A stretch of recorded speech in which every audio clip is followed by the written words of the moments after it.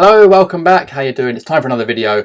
It's Saturday, so that means no transfer daily. I'm having weekends off from transfer daily, but instead I'm going to have another video for you, and that is a look back at my Euro 2016 predictions. Do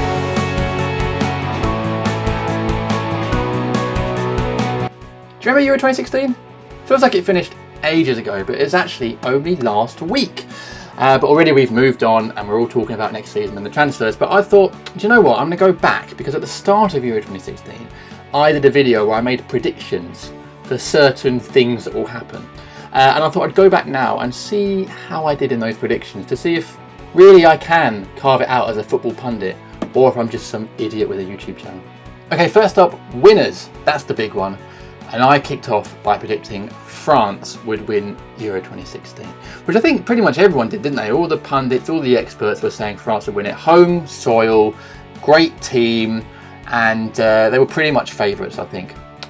Now, the actual winners were Portugal, which I think a lot of people would have not seen happening. I don't think many people were backing them to win. And in fact, they only won one game in 90 minutes in the whole tournament, winning the final 2-1, 1-0. In extra time with that goal from Eder, which is a very good goal. Of course, they beat France. So in terms of my prediction, I couldn't have got closer, really. France got to the final. They lost 1-0 in extra time. I mean, as predictions go, you can't get better. You can get better than that because you could have actually won the thing, but that's not a bad prediction, as it to start off with. That's very close. So I'm not too upset with that. I was pretty close to that one, so that's not a bad way to start. Next up, surprise package. Now, I went for Wales. There was just something about the team, the togetherness, Bale up top. I felt like they could get out of that group, and then, you know, who knew what could happen next? And as it turns out, they got to the bloody semi-final. So I think it's fair to say that surprise package from Euro 2016 was Wales. It's not an official title, but I think I've got that one spot on. The only other team I think you could say possibly be Iceland. Obviously got to the quarters, did fantastically, knocked out by France.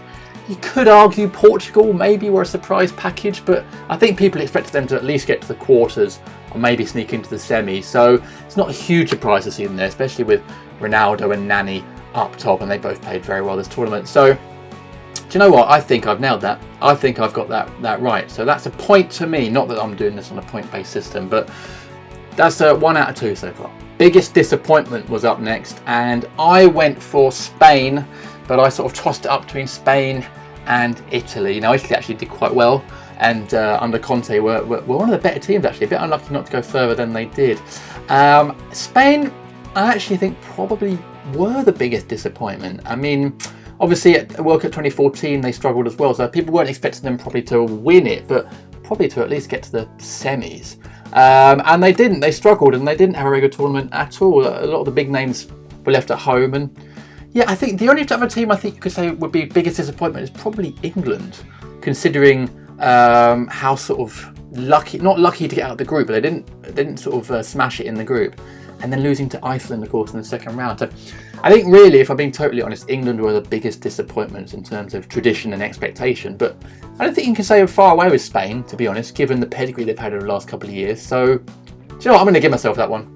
Yeah, it's my video. I do what I want. So that's 2 out of 3 so far. Next up, player of the tournament. Now, I went for Paul Pogba of France, which made sense. You know, he had a great season for Juve. Everyone thought he'd be at the centre of everything France did well. But he actually didn't have a fantastic tournament. I think he'll be probably quite disappointed with his performances, really. Aside from 1 goal against Iceland and a good performance against Switzerland, he didn't really turn it on. In fact, player of the tournament went to Antoine Griezmann. So another Frenchman. I wasn't too far away. But Griezmann really was star of the tournament for France and quite rightly got player of the tournament. So have you noticed a deliberate mistake in this part of the video? Yes, I have shaved. Well done if you spotted it. The reason is I initially did the video with beard and said that Payet had won player of the tournament. He hadn't. It was actually Griezmann. But the reason I did that is there was a bit of confusion after the tournament because UEFA released their player rankings, and Payet was top, but they hadn't actually said who won player of the tournament. And then they corrected themselves and announced Griezmann. But while editing the video, I did a bit of research and found out that I'd actually got it wrong initially. Probably should have done that at the start of the video. So there you go. Thanks very much, UEFA. Anyway, now back to the beard. Top goal scorer. Now, I went for Gareth Bale because I was really behind Wales in this one, going for them for surprise package and backing Bale. And do you know what? at some point, I think it was after the group stages, Bale was joint top goal scorer. So I was thinking, hello, this could actually work out. Now, they lost in the semi-final and he ended up with 3 goals. Now, top goal scorer was Griezmann, who got 6. So Bale was only 3 away, but so obviously I haven't got this one correct. But again, I'm not too far away. Bale did have a brilliant tournament, as did Wales in general, and he can be very pleased with his 3 goals, and I think all of Wales can be very pleased with their achievements they had this summer. So yeah, I didn't win that one, but Bale wasn't far off with 3, so yeah, it's not too bad. Breakout star was the next category, and yeah, to be honest, I was way off with this one. I went for Jamie Vardy.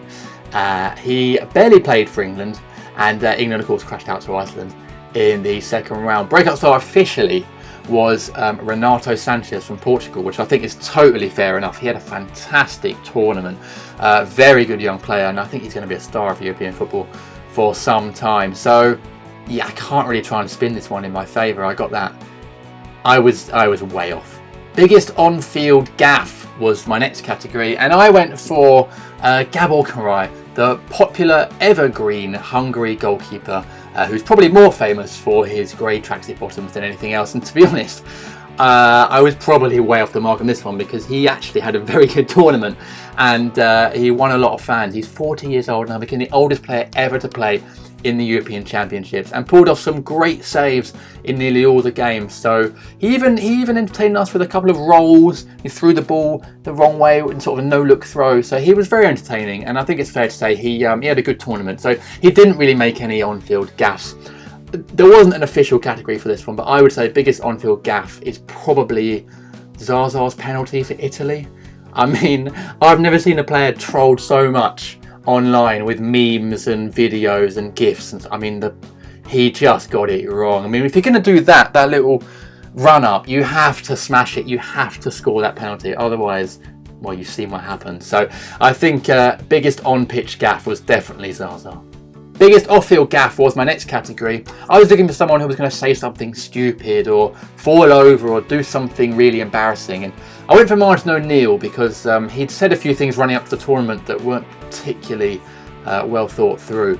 But as it was, he didn't really say anything or do anything wrong. In fact, he had one of the nicest moments of the tournament, which is when he and Roy Keane had a sort of teary hug.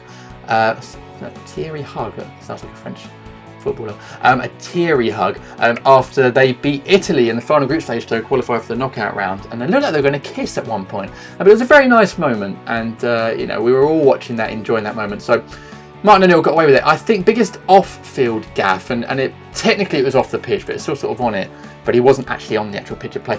I think it has to be Jurgi Löw for, well, he did numerous scratch and sniffs. I mean, he did 2 during group games when he's on the bench, so technically off the pitch.